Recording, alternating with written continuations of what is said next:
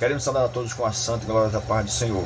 Neste momento, trazer uma breve reflexão sobre a palavra de Deus, falando sobre a inerrância da Bíblia Sagrada. A lição do domingo, dia 16, vai trabalhar sobre a inerrância da palavra do Senhor. E o que nós podemos compreender de momento sobre inerrância. A própria palavra em si, ela já se explica. Inerrância é aquilo que não contém erro. Inerrância é aquilo que é perfeito. Inerrância é aquilo que é mantido justo. Ou seja, a palavra de Deus, ela é inerrante. Ou seja, não há erros da inspiração, nem daquilo que Deus quis transmitir para a sua igreja. Portanto, vamos observar algumas questões, algumas perguntas que iremos fazer aqui e automaticamente iremos responder e citar também algumas fontes que defendem a infalibilidade da Bíblia, como também a sua inerrância, porque a Bíblia, ela é a palavra de Deus. Eu sou o presbítero Javison de Santana Ramos, da Igreja Assembleia de Deus em Fosfato 1, e vamos dialogar um pouco sobre a inerrância da palavra do Senhor. Amém?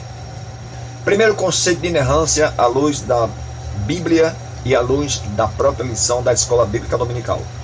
Diz o seguinte: a inerrância é a doutrina segundo a qual a Bíblia não contém erro algum.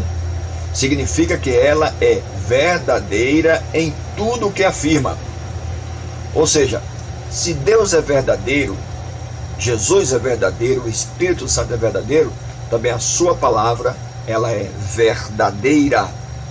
Em Cristo temos a palavra viva, o verbo que se fez carne e habitou entre nós. Está lá no Evangelho de João, capítulo 1. E na Bíblia temos a palavra escrita. Ela, por si mesma, defende a si própria. Portanto, a Bíblia é a palavra de Deus. Amém? Sobre a Bíblia, ela não contém erro nenhum. Porém, vejamos a primeira questão a ser respondida. A Bíblia não contém erro algum, mas em que sentido? A Bíblia não contém erro doutrinário e nem de inspiração, ou seja, porque o próprio Deus foi quem capacitou os autores bíblicos, chamados de autores agiógrafos, que falaram as verdades de Deus. Portanto, ela não tem erro. Há dois modos de você compreender o texto sagrado, ou seja, o modo de interpretação, o literal e o alegórico. O que acontece é que algumas pessoas, por não entenderem o que é um sentido denotativo e um sentido conotativo, cometem falhas ao interpretar a palavra do Senhor. Segundo Pedro, se você ver segundo Pedro, capítulo 1, versículo 21, vai dizer que nenhuma profecia é de particular interpretação, mas os homens santos de Deus escreveram a vontade de Deus. Então, nem erro doutrinário, nem erro de inspiração, certo? Primeiro porque ela é a palavra de Deus, viva e eficaz. Ela é inerrante. Segundo Timóteo 3,16, vai dizer que toda a Escritura, glória ao nome do Senhor, ela é divinamente inspirada, para que o homem de Deus cresça e seja perfeitamente capacitado. Ora, essa inspiração vem de Deus. Então, se vem de Deus, é perfeita. Glória ao nome do Senhor. Aí você tem ainda 1 Tessalonicenses, capítulo 2, versículo 13, que eu aconselho que você leia. Se houve algum erro, pode ter sido de escrita ou na transcrição dos manuscritos, mas que não desabona a revelação, nem desabona a inspiração de Deus, certo? Isso não desabona as verdades nítidas e claras da palavra de Deus. Portanto, a Bíblia, ela é isenta de erros. A Declaração de Fé de Chicago, ela aborda algumas situações concernentes à palavra do Senhor, citando alguns artigos em suas afirmações e suas negações. Então observe aqui algumas colocações que a declaração faz acerca da palavra de Deus. Afirmamos que as Sagradas Escrituras devem ser recebidas como a palavra de Deus, certo? E eles negam que a autoridade das Escrituras provenha da igreja, ou seja, ou de qualquer tradição puramente humana. Ou seja, a autoridade bíblica, ela vem de Deus, veio de Deus, descendo. É tanto que o Senhor soprou na mente dos homens, não é? Inspirou-os e os capacitou para escrever as suas palavras. Verdade que Deus queria que fosse escrita. Diz mais no artigo 2. Afirmamos que as Sagradas Escrituras são a suprema norma escrita pelo qual Deus compele a consciência e que a autoridade da igreja está subordinada às Escrituras. Ou seja, Deus não está subordinado a ninguém, não é? Mas qualquer igreja, qualquer sociedade, qualquer povos, nações, raças, tribos que tem uma Bíblia, ela está subordinada às autoridades que a Bíblia contém, ou à autoridade bíblica, porque ela é a palavra de Deus. Diz mais ainda, artigo 3, afirmamos que a palavra escrita é, em sua autoridade, revelação dada por Deus. E eles negam que a Bíblia seja um mero testemunho a respeito da revelação. Ou seja, a Bíblia não é um livro qualquer. A Bíblia é a vontade de Deus. Resumindo, a Bíblia, ela é as ideias de Deus, os pensamentos de Deus, a vontade de Deus, os desígnios de Deus, a ideologia de Deus para a humanidade. Ela é a regra de fé que a humanidade precisa para vencer a si próprio, o ser humano, e vencer o pecado, porque ela fala daquilo que é certo e daquilo que é errado. Ou seja, quem é guiado pela palavra do Senhor é guiado na linha, na reta, porque a Bíblia, ela é o cânon de Cristo, as verdades de Deus para nossa vida espiritual, física, social, moral e ética. Por isso que a Bíblia, ela é inerrante, a inerrante palavra de Deus. Segunda questão para respondermos. Diz o texto: nos dê alguns exemplos da Bíblia reivindicando a sua inerrância. Pois bem, a Bíblia defende a si mesma, ou seja, ela tem a resposta para tudo, seja no plano social, geográfico, moral, do caráter, no contexto histórico, religioso ou político. Vejamos o que diz a palavra do Senhor no livro de Provérbios 30, versículo 5. Diz assim, toda palavra de Deus é pura. Ele é escudo para os que nele confiam. Se toda palavra é pura, como diz a Bíblia, a própria Bíblia defende a si mesma, quando diz em Provérbios 30, versículo 5, que toda palavra de Deus é pura. Hebreus 4:12 vai dizer que a palavra do Senhor, ela é penetrante, ela é espada de 2 gumes, ela é viva e eficaz, ela é mais penetrante do que espada de 2 gumes e penetra até a divisão da alma e do espírito. A Bíblia, ela reivindica a sua autoridade. Citando outros versículos, observamos os Salmos 18 e 30. Olha o que é que diz: o caminho de Deus é perfeito, a palavra do Senhor é provada, ele é escudo para todos. Ou seja, o caminho de Deus é perfeito. Deus é perfeito. Então a Bíblia é perfeita. A Bíblia revela a vontade de Deus na sua perfeição, na sua justiça, na sua equidade, no seu amor, no seu carinho, na sua vontade. Portanto, a Bíblia reivindica a sua própria autoridade. Louvado seja o nome do Senhor, glória a Deus. A Bíblia, uma outra questão para ser respondida. A Bíblia, por ser infalível ou inerrante, está livre de erro? É claro que uma pergunta entra dentro da outra, não é? Já falamos aqui, as questões de cópias e etc. Pode haver uma falha de vocábulo, certo? Mas isso não vai desvalorizar a questão de inspiração e de revelação da parte de Deus, porque a vontade de Deus, ela é perfeita. Então, a própria palavra inerrante já nos dá a resposta, já nos responde esta questão. Só os incrédulos, os céticos, certo? Os racionais é que não querem entender a veracidade da palavra do Senhor, não é? Muitos nem leem a palavra de Deus.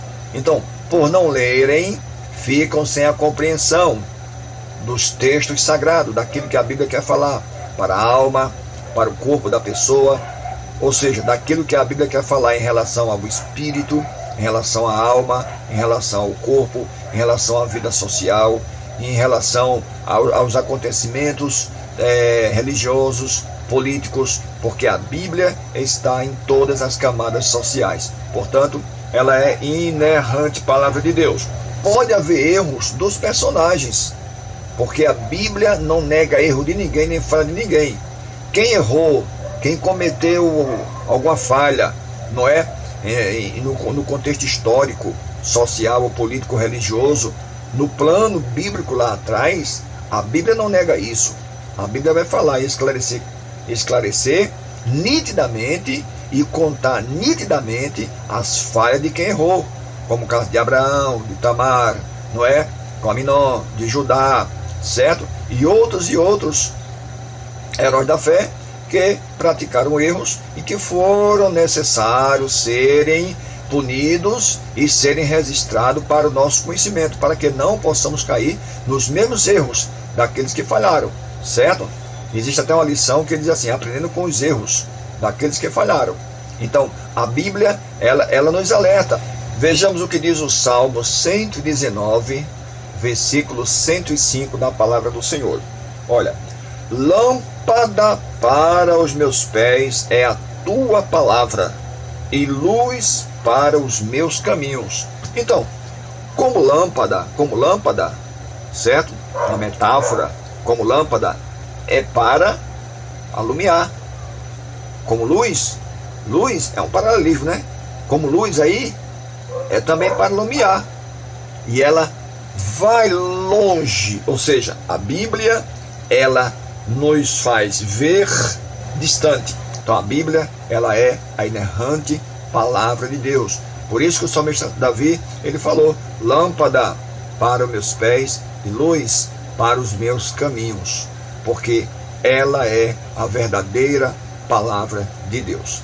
Amém? O Manual Popular de Dúvidas e Enigmas da Bíblia também fala sobre esta questão da infalibilidade da palavra do Senhor. Ou seja, há erros na Bíblia de forma nenhuma, não é? Alguns críticos acreditam no seu pensamento, humanamente falando, com a sua razão válida, que a Bíblia tem erros, não é? Mas vejamos algumas questões que são abordadas aqui. Deus não pode cometer erros, daí a inspiração plenária das Escrituras Sagradas, ela é clara, nítida e correta, não é? É impossível que Deus minta. Hebreus 6:18. Isso prova também a inerrância da Bíblia, né? Deus que não pode mentir. Está lá em Tito 1:2. Você pode ler a sua Bíblia, certo? Deus é verdade, João 14:6. ele vai por várias vezes, o Senhor fala, não é? Eu sou a verdade. João 8,32, né? Diz que a verdade vos libertará. Isso é a Bíblia provando a sua inerrância, provando que ela é infalível, certo? Há outros textos também, a tua palavra é a verdade. João 17:17. O salmista Davi, ele fala no Salmo 119 e o número 160. Ele vai dizer assim: o salmista, ele exclamou e disse: as tuas palavras são em tudo verdade, não há contradição. A Bíblia é a palavra de Deus. Você vai encontrar em Mateus 5:18, não é? Você vai encontrar lá: até que o céu e a terra passem. Então, Jesus está aprovando a sua própria palavra. É o verbo vivo que se fez carne, falando da própria Bíblia. Ali os dois, um complementa o outro. A Bíblia fala de Cristo, fala de Deus, do Espírito Santo, de toda a sua criação. Jesus provou isso quando estava palmilhando aqui nessa terra. Lá no Evangelho de Mateus, capítulo 4, versículo 4, no momento da tentação, por várias vezes, o próprio inimigo, o próprio Satanás, ele cita a palavra do Senhor. Ora, se ele cita, é porque ele sabia que era verdadeira. E também Jesus faz a contra-argumentação, a defesa, usando a própria Bíblia. Portanto, a Bíblia, ela é a palavra de Deus inerrante. Louvado seja o nome do Senhor, glória a Deus. Então, a defesa que Cristo faz aqui no momento da tentação é importantíssima. É importantíssima. Porque quando ele diz está escrito, o Senhor diz também está escrito, né? É o argumento e a contra-argumentação, é a réplica e a tréplica, certo? Então Jesus por várias vezes fala disso. E como já falamos também, lá em 2 Pedro 1:21, diz que os homens santos de Deus escreveram não por vontade humana, mas pela vontade, pela revelação do Espírito Santo. Portanto, a Bíblia, ela é a palavra de Deus, viva e eficaz. Então, por que a Bíblia merece confiança? Já falamos vários textos bíblicos aqui, porque ela merece confiança, né? Então, o Salmo 19 diz assim: olha, os céus proclamam a glória de Deus, e o firmamento anuncia as obras das suas mãos. Pronto, se você pegar o Salmo todo, ler o Salmo todo, você vai ver porque devemos confiar na palavra do Senhor, certo? Porque ela merece toda confiança, porque ela é a palavra de Deus, viva e eficaz. João disse: e o verbo estava com Deus, e o verbo era Deus, e o verbo se fez carne e habitou entre nós, falando de Cristo, não é? O Logos de Deus.